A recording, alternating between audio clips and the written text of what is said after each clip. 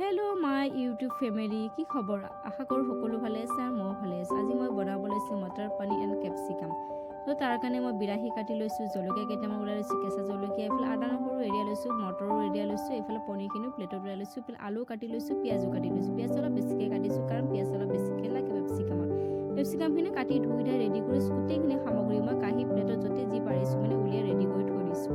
তাৰপিছত বোলে কেৰাহী বহাই দিছোঁ। কেৰাহীত তেল গৰম হোৱাৰ লগে লগে মই দিলোঁ বোলে জিৰা ফোৰণ। তাৰপিছত মই দিম এতিয়া তেজপাতটো ধুই কেনে হাতেদি মুচি দিছোঁ, কাৰণ যদি এনেকৈ পানী দিওঁ পূৰা চিটিকি যায়। আগতে ধুই থ'ব লাগে, মই ধোৱা নাছিলোঁ, সেইকাৰণে ধুই কেনে দিলোঁ। তাৰপিছত পিঁয়াজো দি দিলোঁ। মই পিঁয়াজখিনি এইফালে লাল হ'ব দিলোঁ দেই, লাল হ'ব লাগিব।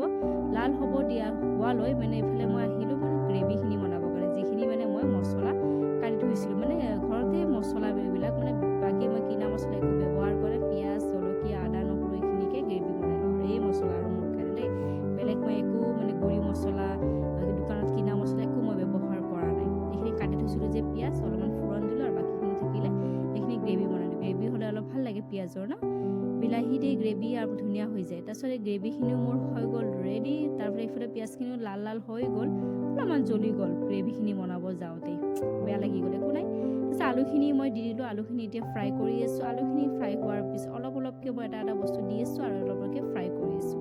আলুখিনি দি আছোঁ মই এতিয়া লং ইলাচি আৰু অলপমান ডালচিনি মই দি দিলোঁ। ইয়াতে গোটা দিছোঁ, মিক্সিত পিছিও দিব পাৰিলোঁ, হেঁতেন মই নিদিলোঁ, মই এনেকৈ গোটা দিলোঁ আজি।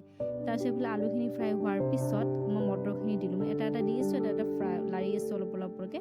তাৰপিছত এতিয়া কেপচিকামখিনি দি দিলোঁ। মই কেপচিকামখিনি দিয়াৰ পিছতো ধুনীয়াকৈ লাৰি ল'লোঁ। মই লাৰি লোৱাৰ পিছত এইখিনি মই এতিয়া দিম গ্ৰেভিখিনি দি দিলোঁ আৰু হালধি দিলোঁ আপোনাৰ, আৰু নিমখো মই লগতে 1 চামুচ দি দিলোঁ, মানে সোৱাদ অনুসৰি নিমখ দি দিলোঁ। আৰু কিছুমানে কম খায়, কিছুমানে বেছি খায়, আমি আমাৰ ঘৰত যিমান খোৱা যায় সিমান অনুযায়ী মই নিমখখিনি দি দিলোঁ।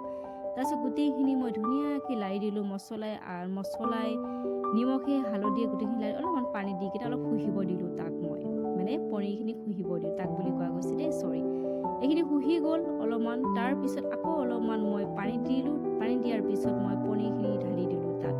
পনীৰখিনি পিছে ফ্ৰাই কৰিব লাগে, মানে বহুতে ফ্ৰাই কৰি দিয়ে, কিন্তু মই ফ্ৰাই কৰি দিয়া নাই। মই পিছে এনে বনালে ফ্ৰাই কৰি দিওঁ বেলেগত, আজি মই ফ্ৰাই কৰা নাই। তাৰপিছত উতলিলে, ধনিয়া পাত মই আগতে দিছিলোঁ উতলি থাকোঁতে, আৰু এতিয়া নমাৰ টাইমত মানে নমাম আৰু এতিয়া হৈ গৈছে মানে, তাৰপিছত মই অলপমান ধনিয়া পাত আৰু অলপ দিলোঁ, তাৰপিছত এতিয়া নমাম। চ' আজি কেনেবা বাই, গুড নাইট সকলো।